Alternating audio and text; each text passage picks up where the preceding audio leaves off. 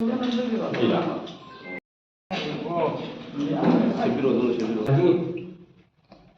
Purima Kaikumajor Mayam Hena Kambide Hajimanipur Tuiba Aruba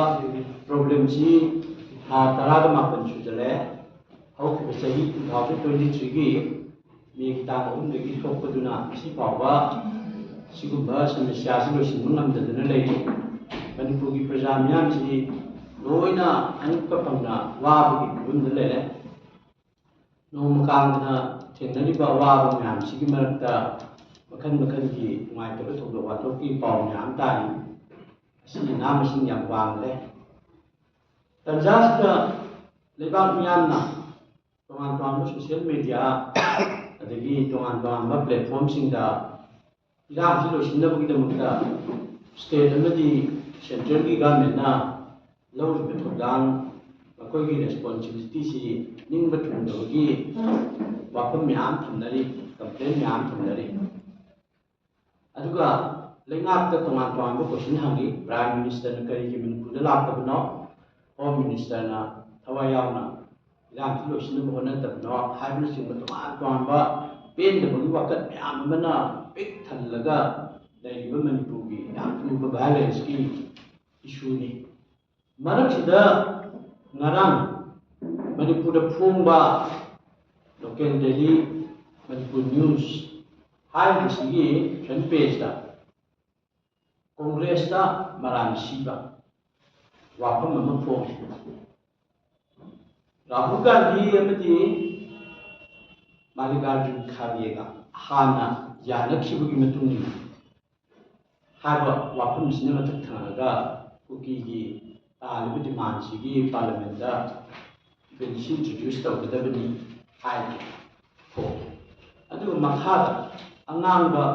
Matuki, Mukna, Congress cookies in the Yanagibo from Sikarino, Rajamiana, Hagnagli, Hadamsu. Hi. She caption Jigi Makada, Mayam Mele. Masi Pariver Kangunadi, Manipugi, Laiva, Manipur Pradesh Congress Committee. All India Congress Committee, Sibu Lan Unanabagi reporting is minded. Other way of Sigi, Pauchi, Sigi, Opista, Akogi, Opiski, me Satana, Kochigadura, Hangarure, Sanadura.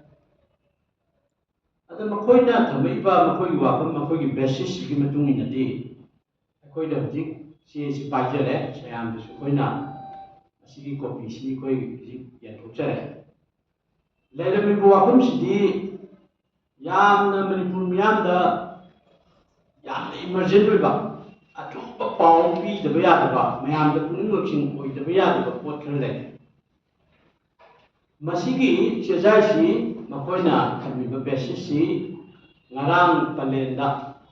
Palensi, Mayam, Iran Silopay, and Red John, Yam Lubama family.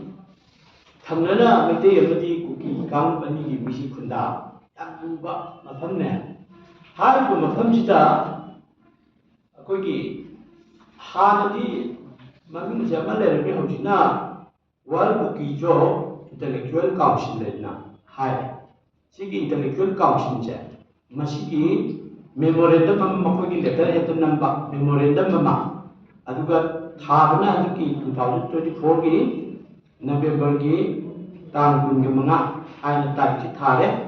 Aduga Masigi, Memorandum CP, Barat Ki, Raja Sabamati, Lok Sabagi, Honorable APC, the Kopi Loyori,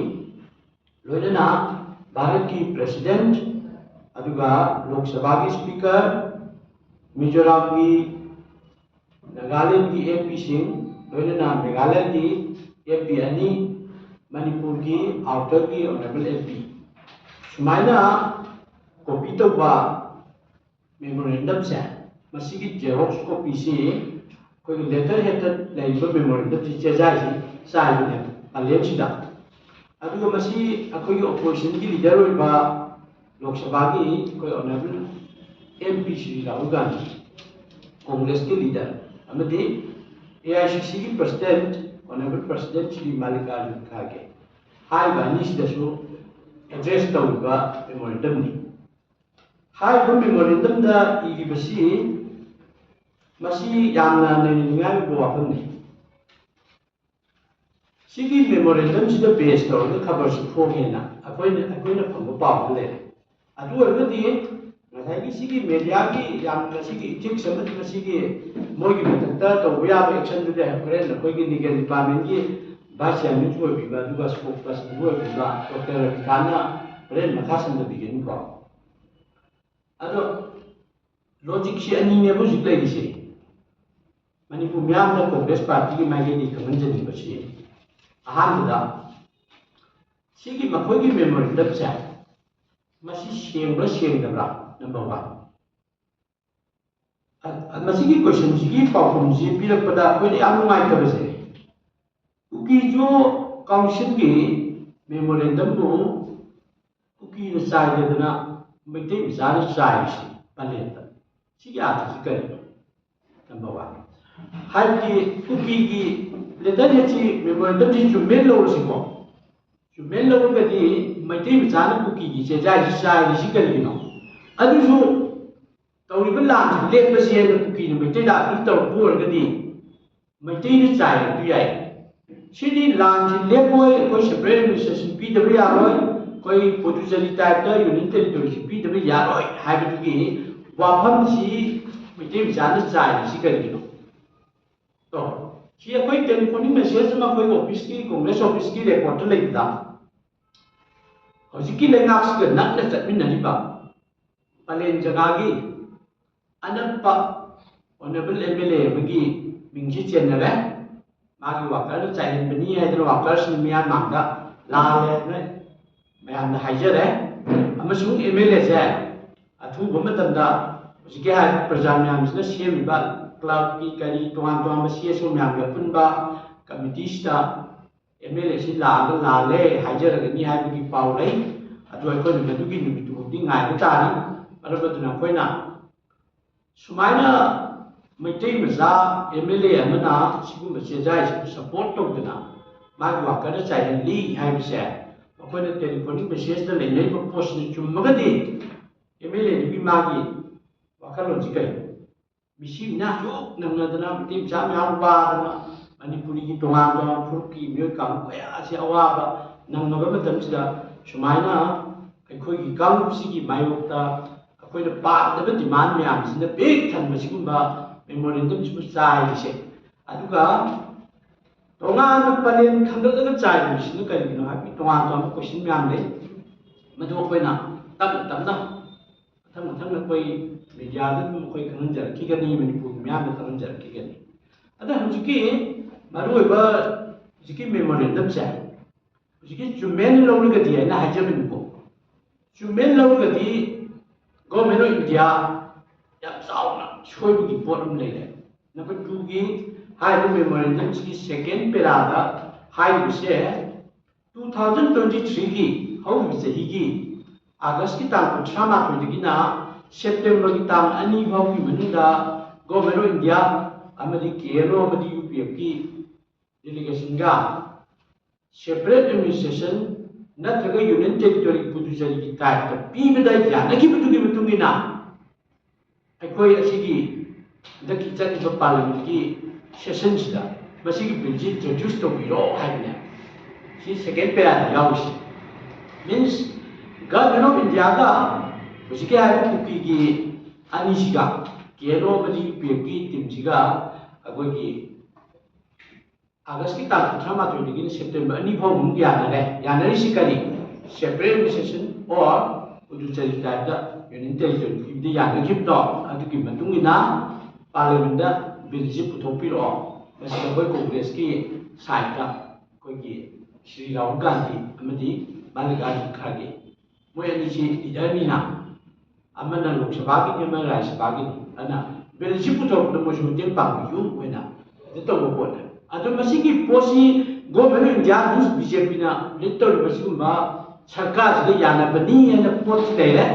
makoi gi hai ba kan masigi memorandum de make share na pale second pela ta adu som da Manipur news na congress ka yana ki bugi matung ni na Rahul Gandhi ji khagi ji na hai cái gì bên ship của cái piu hai cái này bao nhiêu nó tên là phong ở hai đại này à đó top cái bao cái nó phải kiểm nó rất đấy phải nó phải cái ship bảo cái phải nó lấy nó lấy ra Manipur news đã phải kiểm nó ra đó sai đó Manipur news cái mà thằng ta phải cái gì cũng đâu bài điều lên legal di department nó phải biểu ada anu subuh mana kali kupasigi letter hese or memorandum se masina achun bogu ele dragadi achun bogu ele dragadi hai ko adu ele gadi achun bogu ele dragadi hai ki group sikrai de hai no da koi copy tu to ba mp sing ji loi la la for example akoi meghalaya ki oiriba mp ka se bhorat ka gi drum ngak ne bo ji ka gi sing chi di sim ta na ke adigi Mizoram ka hai se amata na ke adigi iriba manungi akoi leiba wai mata gi koi ke no composition adigi copy to ki style chadari ba myang ni ji ni no loi kai ki jo kaung sin na moi khang da na ra na ta ga koi gyoi ba koi gyoi ba record smile nei ba da gi da koi manung ji koi khang de ko cái đó bộ bộ thì quay là hai mươi năm rồi, mà nó quay cái thằng chăm năm là một cái đấy, đó bố mà xin chia sẻ với giải phóng cái nó không phải là phổ mấy cái gì nào, chủ miền này nó cũng tạo cái gì, Manipur miền là số cân nó Manipur territorial chỉ cái gì nữa bảo Manipur cũng được sản phẩm chỉ cái gì nữa bảo, cái gì na ta nó chỉ mang bị cái nó cũng trong ta, khơi một cái mà ta y na, y khéo rồi chuyện đó na,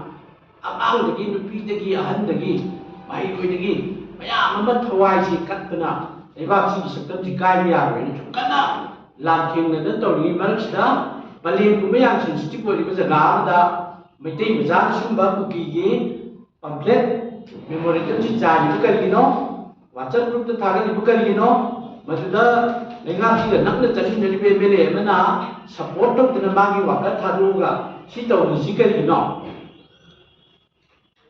koi ki Congress party de hang ko sin chi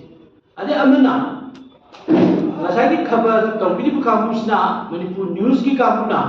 sigumba laiba kamagi sibana sendo ka ba reorganization to ka ba koi ji koi ki reorganization to ga lamji to nga bu pi hai bi na sigumba pe ji bu